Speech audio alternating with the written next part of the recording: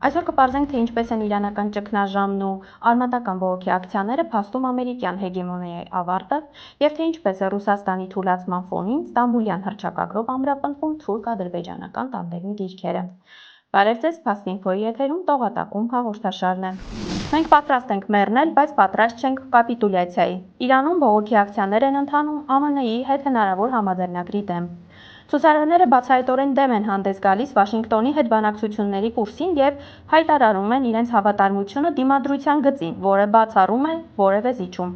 Մեր խոսքը իսլամական հեղափոխության առաջնորդի խոսքն է, մենք այս ուղով գնալու ենք մինչև վերջ, հայտարարում են ակցիայի մասնակիցները։ Ցույցերի ընթացքում հնչել են նաև հետևյալ կարգախոսները. մահ բանակցողներին, մեր միակ պահանջը վրեժխնդրությունն է։ Իրանում բռնկված այս ներքաղաքական բողոքի ալիքի տողատակում թաքնված է Թեհրանի իշխանական էլիտայի ներսում ընթացող կոշտ պայքարը և Արևմուտքի հետ հնարավոր գործարքի շուրջարկա խորը ճեղքվածքը։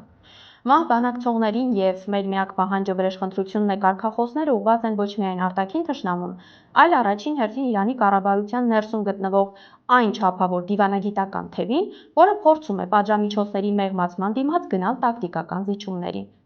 Փողոց դուրս եկած արմատական ուժերը, որոնք անվերապահորեն հղում են անուն գերագույն առաջնորդի կամքին, իրականում օգտագործվում են հենց Իսլամական հեղափոխության պահապանների կորպուսի և պահպանողական կլանների կողմից, որպես հզոր լծակ ցանկացած բանակցային գործընթաց վիժեցնելու համար։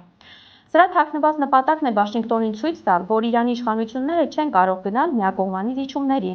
քանի որ կանգնած են ներքին պայթյունի և դավաճանության մեջ մեղադրվելու վտանգի առաջ։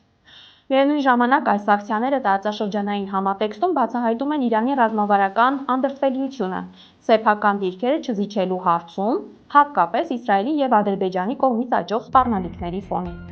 Ցուցարարների կողմից վրեժխնդրության պահանջը վկայում է այն մասին, որ իրանական հասարակության արմատական հատվածը և զինվորականությունը չեն հանդուրժելու նվաստացուցիչ պայմանագրեր այնպիսի փուլում, երբ երկիրը գտնվում է ռազմական բախումների մեջ։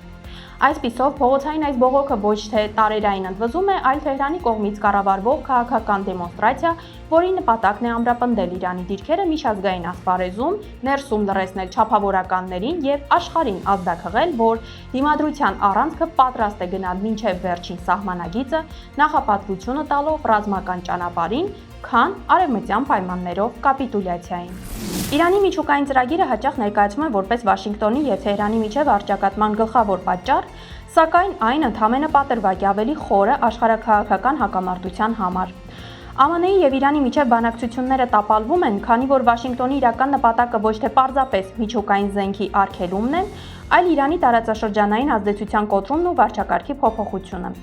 Այս համատեքստում Ռուսաստանը, Չինաստանը և BRICS կառույցը առանցքային դեր են խաղում նոր բազմաբևեռ աշխարհակարգի ձևավորման գործում, Իրանին ապահովելով տնտեսական և ռազմավարական թիկունքով։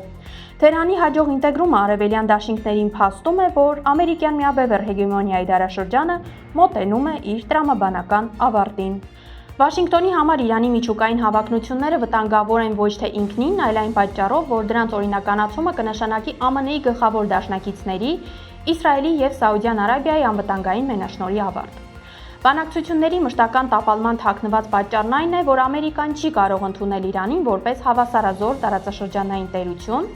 իսկ Թեհրանն իր հերթին հիանալի հասկանում է, որ միջուկային հնարավորություններից լիովին հրաժարվելը կհանգեցնի իր անպաշտպանությանը, կրկնելով Լիբիայի կամ Իրաքի ճակատագիրը։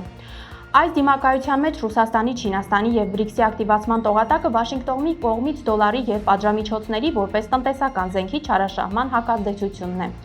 Պեկինն ու Մոսկվան Իրանին դիտարկում են ոչ թե պարզապես գործընկեր, այլ աշխարհաքաղաքական առաջնագիծ, որի միջոցով հնարավոր է կապել ԱՄՆ-ի ռազմական և դիվանագիտական ռեսուրսները և թույլ չտալ ամերիկյան ուժերի կենտրոնացումը հարավչինական ծովում կամ արևելյան Եվրոպայում։ Իրանի անդամակցությունը BRICS-ին և Շանհայի համագործակցության կազմակերպությանը թաքնված ազդակ է աշխարհին, որ Արևմուտքն այլևս ի վիճակի չէ միջազգային մեկուսացման ենթարկել իրեն անհնազանդ պետություններին։ Սա փաստում է, որ ամերիկյան հեգեմոնիայի ավարտը ոչ թե վերացական կանխատեսում է, այլ ընթացիկ գործընթաց, որտեղ ֆինանսական և ռազմական լծակները բաժանվում են նոր բևեռների միջև, արժեզրկելով Վաշինգտոնի կողմից միանձնյա որոշումներ թելադրելու նախկին կարողությունը։ Ստամբուլում կայացել է Թուրքիայի, Ադրբեջանի և Վրաստանի արտաքին գործերի նախարարների 10-րդ եռակողմ հանդիպումը, որի արդյունքներով ստորագրվել է համատեղ հռչակագիր։ Փաստաթուղթը վավերացրել են Հաքան Ֆիդանը, Մաքա Բոչորիշվիլին եւ Ջեյհուն Բայրամովը։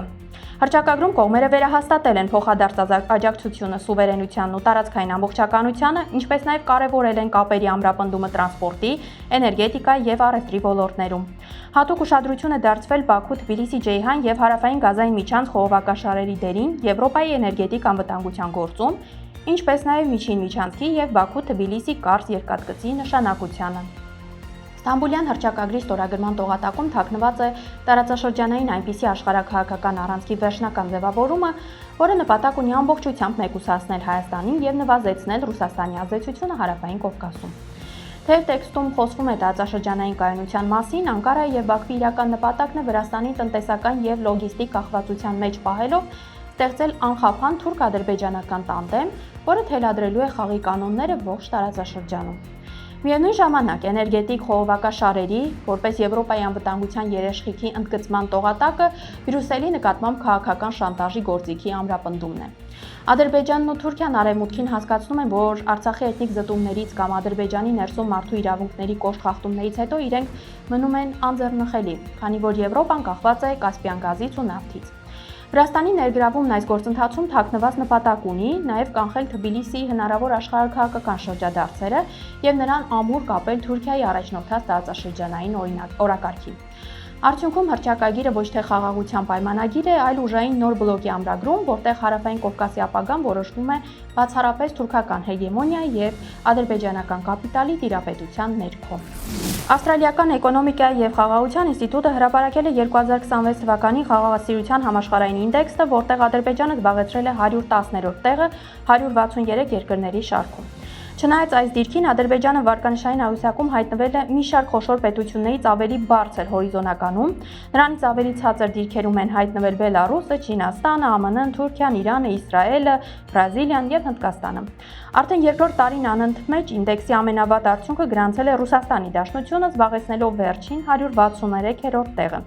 Վարկանիշի ամենախաղաղասեր երկրներ են ճանաչվել Իսլանդիան, Նոր Զելանդիան եւ Շվեյցարիան։ Այս վարկանշային հաշվետվության տողատակում թաքնված է արևմտյան վերլուծական կենտրոնների կողմից իրականացվող հստակ աշխարհաքաղաքական ինժեները, որը միտված է լեգիտիմացնելու նոր ուժային բալանսը եւ չակերտավոր արդարացնելու որոշակի ավտորիտար վարչակարգերի գործողությունները։ Առաջին հայացքից պարադոքսալ է թվում, որ մի երկիր, ինչպիսին Ադրբեջանն է, որը վերջին տարիներին իրականացրել է լայնածավալ ռազմական գործողություններ, էթնիկ զտումներ, ցեղասպանություն եւ շարունակում է ագրեսիվ հռետորաբանությունը հարևանների հանդեպ, հանկարծ հայտնվում է ավելի խաղաղասեր դիրքերում, քան իր դաշնակից Թուրքիան կամ գերտերություն հանդիսացող ԱՄՆ-ն ու Չինաստանը։ Սրա թաքնված նպատակը Բաքվի ռեժիմի միջազգային հարթակում ինդուլգենցիա շնորհելն է։ Ուժի կիրառմամբ սեփական խնդիրները լուծած եւ ստատուս քվո փոխած պետությունը արևմտյան մեթոդաբանությամբ այլևս դիտարկվում է որպես չակերտավոր կայունացած եւ խաղաղության ձգտող միավոր, քանի որ տվյալ պահին լայնածավալ պատերազմ չի վարում։ Սա յուրօրինակ ազդակ է Բաքվին, որ արևմուտքը պատրաստ է մոռանալ անցյալի ագրեսիան, եթե Ադրբեջանը տեղավորվի էներգետիկ եւ լոգիստիկ նոր ծրագրերի տրամաբանության մեջ։ Ադրբեջանին Թուրքիայից, Իրանից եւ Ռուսաստանից վերդասելով փորձ է արվում նաեւ սեպ խրել տարածաշրջանային այս առանցքի մեջ, Բաքվին ցույց տալով, որ նա կարող է ընկալվել որպես առանձին, ավելի քաղաքակիրթ գործընկեր, եթե հեռու մնա իր հարևանների հակարևմտյան բևեռներից։ Դեպի ծով ելք չունեցող Ղրղըզստան իրականացնում է մասշտաբային ենթակառուցվածքային նախագիծ, որը նրան հասանելիություն կապահովի դեպի Կասպից եւ Սև ծովեր։ Հունիսի 12-ին Բիշքեկի ընդդիմակ Օրդո նոր պալատական համալիրում Ղրղըզստանի նախագահ Սադի Ժապարովի եւ Վրաստանի վարչապետ Իրակլի Կոբախիձեի միջև կայացած բանակցությունների ընթացքում կողմերը քննարկել են համագործակցությունը Չինաստան-Ղրղըզստան-Ուզբեկստան երկաթգծի կառուցման հարցում եւ Վրաստանի դերը տրանսկասպյան տրանսպորտային երթուղում, այսինքն միջին միջանցքում։ Այդ բանակցությունների տողատակում թաքնված է Մոսկվայի աշխարհաքաղաքական թուլացման հաշվին տարածաշրջանային նոր տրանսպորտային առանցքի ձևավորումը, որտեղ Ադրբեջանը, Վրաստանը եւ Կենտրոնական Ասիան փորձում են դառնալ Չինաստանի գլխավոր գործընկերները, շրջանցելով Ռուսաստանի տարածքը։ Ուկրաինական պատերազմի պատճառով ռուսական լոգիստիկ ուղիները կորցրել են իրենց գրավչությունը, ինչը թույլ է տալիս Չինաստանին տեղական մանր խաղացողների ձեռքով կյանքի կոչել միջին միջանցքը։ Սրա թաքնված նպատակն է ստեղծել Ռուսաստանից լիովին անկախ տնտեսական գոտի, որտեղ արևմուտքի պատժամիջոցները չեն կարող խոչընդոտել Պեկինի առևտրային էքսպանսիային դեպի Եվրոպա, իսկ տրանզիտային երկրները, ներառյալ Ադրբեջանը, կստանան հսկայական ֆինանսական եւ քաղաքական դիվիդենդներ։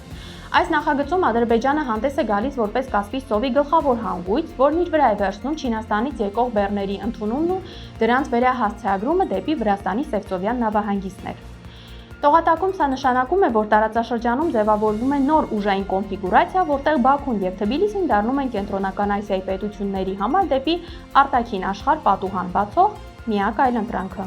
Այսօրվա համար պատրաստել էինք այսքանը։ Fast.info-ի հաղորդումներին արագ հասանելիություն ունենալու համար կարող եք բաժանորդագրվել YouTube-յան մեր ալիքին։